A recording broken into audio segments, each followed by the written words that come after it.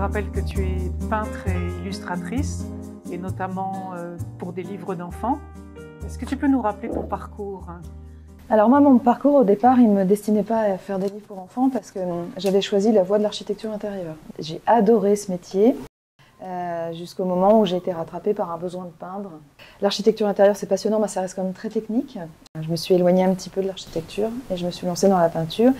Et j'ai pu bénéficier d'une formation avec les compagnons, voilà, à la Fédération compagnonique à l'époque, dans les années 90.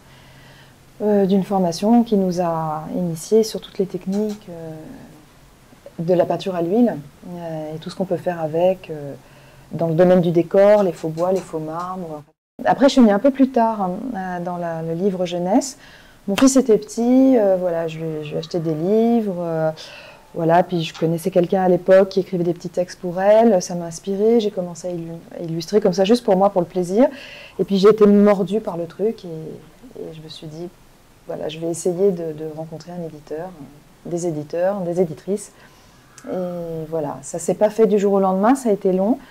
Mais j'ai rencontré quelqu'un qui m'a fait confiance, c'était Isabelle Finkestadt des éditions Kaléidoscope. Et on a travaillé 17 ans ensemble. Voilà.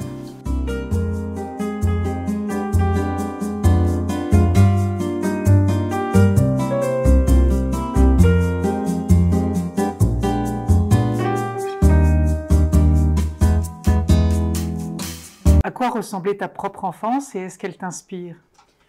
Alors, moi j'étais déjà une petite fille très rêveuse et pas du tout adaptée au système scolaire. Quand j'étais enfant, je n'aimais pas lire. Il y avait que les images qui m'intéressaient. Et à partir des images, je pouvais m'inventer des mondes, des histoires. Lire était pour moi très contraignant. Et c'est plus tard, bien plus tard, que j'ai eu le goût des mots et que j'ai eu vraiment plaisir à lire.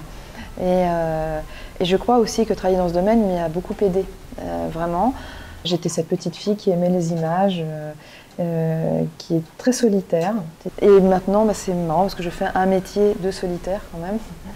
Et je continue à aimer les images.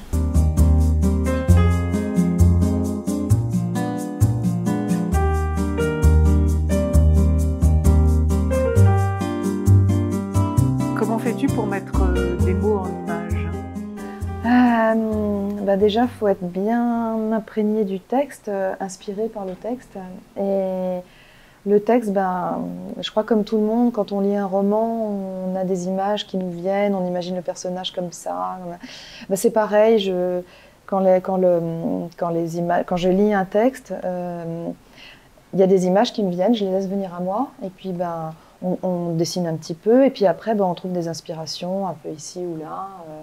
Voilà, donc comme moi je travaille d'une manière un peu réaliste, je peux travailler d'après photo ou d'après, des fois c'est moi qui pose ou il m'arrive de travailler devant le miroir pour, voilà.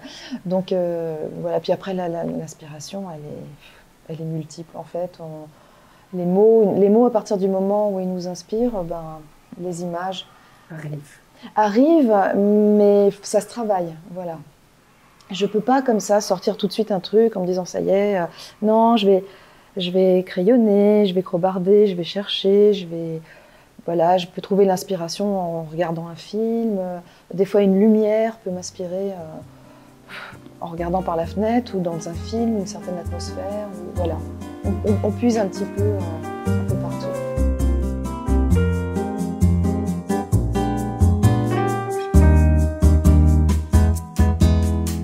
Sur quoi porteront tes prochains ouvrages?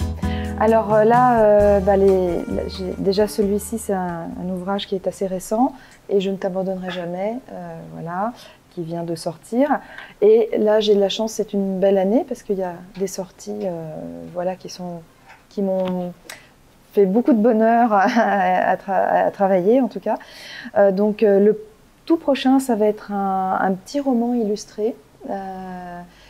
Alors, j'ai pas beaucoup l'habitude de faire des romans illustrés, et là, c'est pour un éditeur canadien qui s'appelle les Éditions 2, D''EUX, et ça parle de l'absence, en fait, voilà, un peu de deuil, d'absence, et c'est un auteur qui s'appelle Christophe Léon, qui écrit beaucoup dans le domaine de la jeunesse. Et La cerise sur le gâteau, un livre avec Pancho. Voilà, donc là, ça sera en littérature adulte.